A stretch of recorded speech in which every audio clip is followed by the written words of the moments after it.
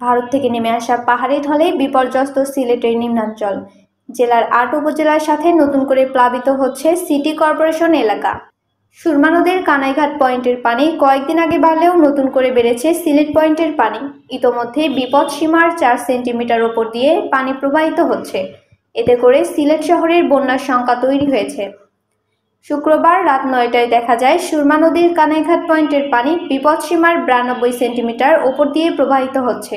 জকিগঞ্জ ও বিয়ানীবাজার কুশিয়ারা দুটি পয়েন্টের পানি বিপদসীমার ওপর দিয়ে প্রবাহিত হচ্ছে। এর মধ্যে আমলশীত পয়েন্টে ২০৩ সেন্টিমিটার, শেওলা পয়েন্টের ১২ সেন্টিমিটারের ওপর দিয়ে প্রবাহিত হচ্ছে এবং সিলেট সুরমা পয়েন্টে বিপদসীমার ৪ সেন্টিমিটার ওপর দিয়ে পানি প্রবাহিত হচ্ছে।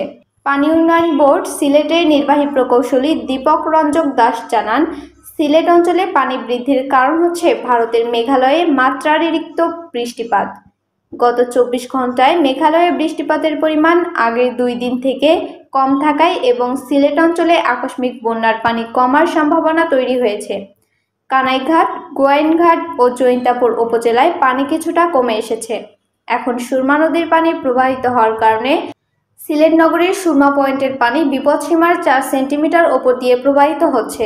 এদিকে সিলেট আবহাওয়া অফিসের সহকারী আবহাওয়াবিদ শাহ মোহাম্মদ সজিব হুসাইন জানান, শুক্রবার সকাল ৬টা থেকে সন্ধ্যা ৬টা পর্যন্ত সিলেট জেলার বৃষ্টিপাতের পরিমাণ ছিল ৫.৫ মিলিমিটার।